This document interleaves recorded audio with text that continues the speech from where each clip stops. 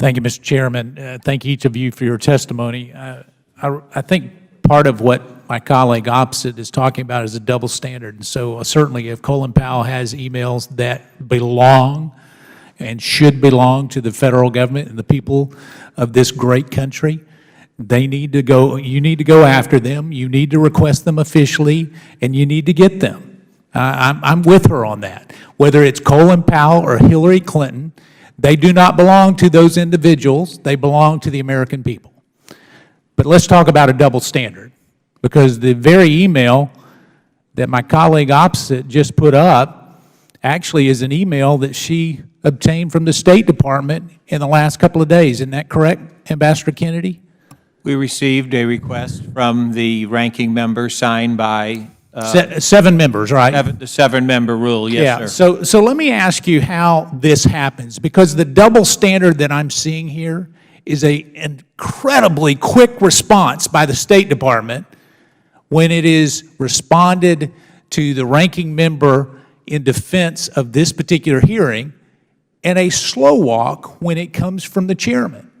And let me give you some examples, because in January of this year, the chairman requested information as it related to Hillary Clinton's FOIA request and so forth, and it took 40 days to get a performance evaluation on Ms. Lang. That was the only response in 40 days. All right? Do you find that troubling, Ambassador Kennedy? No. Oh, you don't find that troubling? No, sir, if I could. No, just that's good enough. You've responded, so you don't find it troubling. So let me ask, the ranking member, Mr. Cummings, asked for information on Condoleezza Rice and Colin Powell on February the 4th. You got a full response to him in less than 30 days. Isn't that correct? The difference is you asked for I didn't ask for the difference. You asked for one document. All right, well, we'll go there. It's very easy to find one document. All right, but produced 186,000 documents. Fair enough, Ambassador Kennedy. So let's go to the specifics. On September 2nd, you get a letter from the ranking member asking for Colin Powell's emails between he and Hillary Clinton. I mean, between Hillary Clinton and Colin Powell, the supposedly 7-member request on September the 2nd, and 5 days later, he gets the emails. Do you find that extraordinarily fast, in that there was a FOIA request for that same information that's been outstanding since 2014?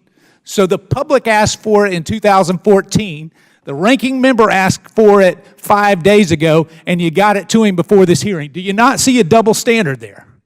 I see two things, Mr. Congressman.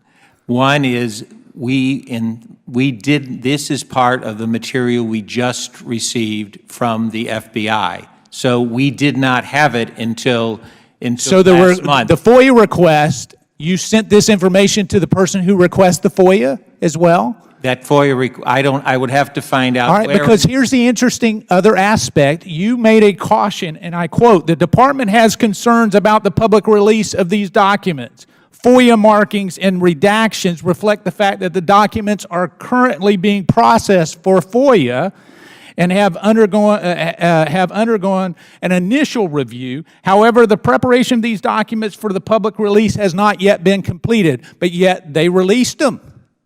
Do you not see a problem with that? Mr. Meadows, we try to the best of our ability to respond to committees of Congress. That is a priority. But it is with unbelievable speed when it fits the narrative that you want to do. So here's my request of you, Ambassador. I've got two.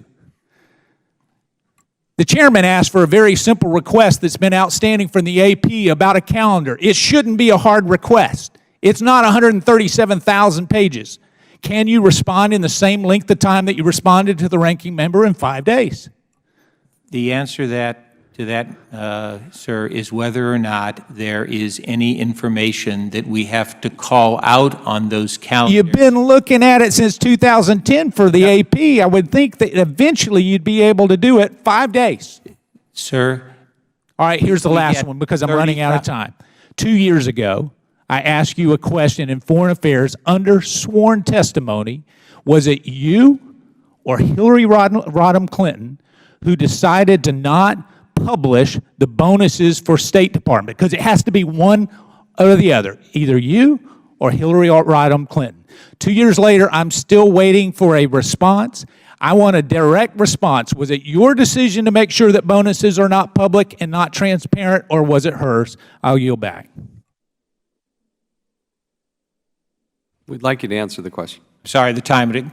The answer is, sir, that I do not recall the question from you, and therefore I humbly apologize. I will get you an answer. My general recollection is there was a decision made government-wide not to publish documents, not to publish bonuses. Mr. Chairman, I will research that. To clarify, there is only one of two people who could have made that decision, either you or Hillary Rodham Clinton. Who was it? That's what I want to know. It definitely wasn't Secretary Clinton. That kind of decision did not go up to her. So you said you don't know, but yet you know it wasn't her. That's interesting. Because I would never send an issue of that nature to the Secretary of State, because the Secretary of State, no matter whether it's George Shultz, Colin Powell, or Hillary Rodham Clinton, or John Kerry, does not need to deal with an issue of that stature.